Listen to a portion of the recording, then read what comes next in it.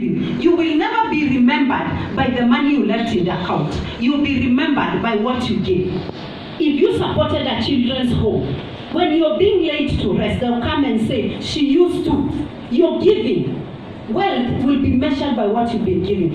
And it's in line with our reading today. That give and it will be given unto you. Good measure, pressed down, shaken together. Yani imekindero, as in wamefinya, and then so shall men put into your bosom. You know, I try to figure what a bosom is. Is you fold, you know the way tunashikanga nguo yetu hivi, then they come pouring on us. That is what we carry in our laps. Not kidogo. If you give kidogo, you'll be given kidogo with your hands. So give from the heart. Give secretly. Give secretly. That's number 4. Integrity is what you do when no one is looking. Give from the heart. The Bible says that what the right hand do in Matthew 6 chapter 1 to 4, the left should not know what it has done. So give secretly. And then 5, give in faith. That is where tunashida. Give in faith. Our biggest problem to giving is fear. We are scared, if I release my tithe, if I release my tithe today, how will I get to the end of the month? If I give this 200 and hold it, how will I get the next 200? Our biggest issue to giving is fear. The fear, if you give too much, you won't have enough. You won't have enough. And giving beyond ease and comfort is an expression of our faith and trust in God to provide for us and our families. When you stretch yourself, you get uncomfortable because of what you're giving. That shows you have faith in God. You have released, because it is until you release what you're having, God will give you what He has in store for you. The Bible says in Ecclesiastes 11 verse 1, cast your crumbs upon the waters, and multiple loaves will return after many days. He who obtains has little, but he who scatters has much. If kazi yako ni kupokea, you'll always be getting little. But when you scatter, you have much. Philippians chapter 4 verse 19 says, and my God shall supply all your needs according to His riches in glory through Christ Jesus. When you're giving, instead of giving in fear, give in faith that, Lord, I know you'll supply all my needs according to your riches in glory. Matthew 6 tells us, do not worry of what you'll eat or you'll wear. Because there are those who are meant to worry about it, but not you as a child of God. You are excluded from worrying, what will I wear, what will I eat. If you read Matthew 6:25 and 27. Do not worry about your life, what you will eat or what you will drink, or even about your body, what you will put on. Life is more important than food, and body more than clothing. Look at the birds. They neither sow nor reap, but our Father feeds them. Now, which of you, by worrying, can add 1 cubit to their stature or to their life? So when you're giving, give by faith with the revelation that I will get it. God will sustain me. And lastly, on number 6, give willingly.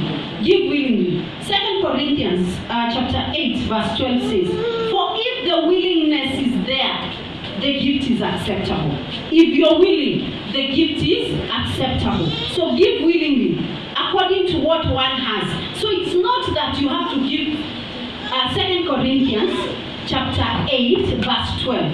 For if the willingness is there and the gift is acceptable according to what one has, not according to what he does not have. God is not interested with what you don't have, but what you have. Are you willing to give it? Are you willing to give it? Then lastly, give sacrificially. Sometimes give beyond your ability. Sometimes give beyond. If it is 10, sometimes you can even give 20, based on the needs of the child. And actually, sometimes it's based on what you think, Mom. It's based on what you yourself you want. Someone told me something last week that really amazed me. She shared with me and told me that her husband told her, now this is what we'll be doing. From my salary, I'll be taking 10%. That is the time. Tunaeka kwa envelope. The wife is a housewife. I'll be taking another 10%. That will be the offering. tunapeleka 20%. As we speak today, she told me, since the man started, the things they've seen God do for them. Can you imagine people who came from a slum,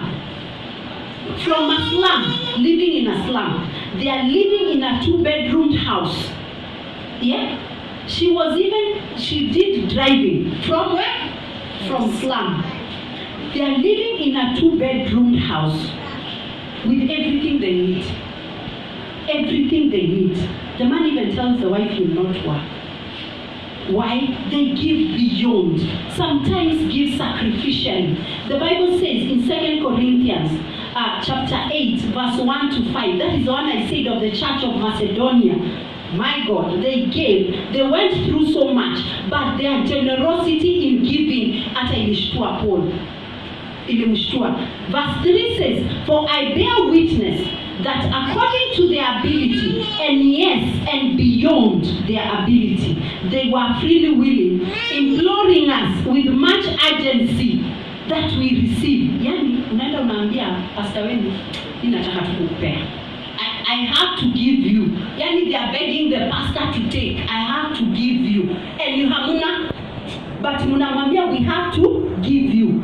And as imploring us with much urgency that we would receive the gift and the fellowship of the ministering to the saints. And not only as we had hoped, but they first gave themselves to the Lord and then to us by will of God. Give yourself also sometimes to service in the church. Give yourself to church, to service in the church. Sometimes when they call for a meeting, pray for the meeting. Offer yourself to intercede. Offer yourself to go and do something. Because as we've read, if you give sparingly, you'll always get sparingly. Utakuanga kila saa unakosa. And in conclusion, none of us came here empty. Jesus came, left us with salvation, left us with healing, left us with deliverance, prosperity, fruits of the Holy Spirit, everything good. Even eternal life that we are supposed to be talking of and bragging of. He gave you gifts. He gave you abilities. Potential you have. You've been blessed. And one thing God expects is a return of investment in what He has given me. Atakuuliza, I gave you this, so what are you giving me in return? He came and left us with this. Now it is us going. And we've been given this blessing. What are we going to present to the King? What are we going to go and give the King? Are we going to stand there in front of Him and nothing to give? Nothing to account for the years you are given, what you did with it? May the Lord convict us. As we've been told, giving changes the lives of others. We are all here, a testimony of what Christ did to us. We've been transformed because God gave Christ for us. And it is through giving that we receive back. As we read in Luke chapter 6 verse 38. And Luke 12 tells us, to whom much is given, much is expected. Every blessing carries a burden. And the burden that you have is to release the blessing, to share the blessing. If you have much and you're not sharing, you will lose it. That is why I shared, to whom much is given, much is expected. What are you doing with the much? Because all here, I see much. No one is empty here. Even our children are not empty.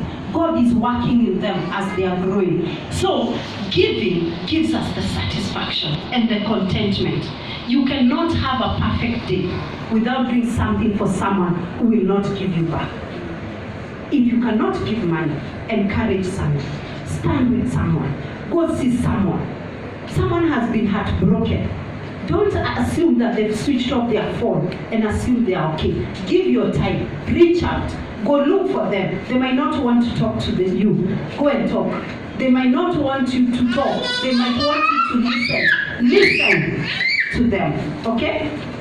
So that is the end of my message. And it's my prayer that as Christians, that we all become givers. Already here, we are assigned as receivers. Every believer is a receiver. Then can every believer be a giver? So that we can emulate Christ. So that we can be Christ-like. We can have a heart like for God. I'll ask Samuel to come and lead us with, and we pray a bit. Let us stand and thank God for the word of God. Father, we bless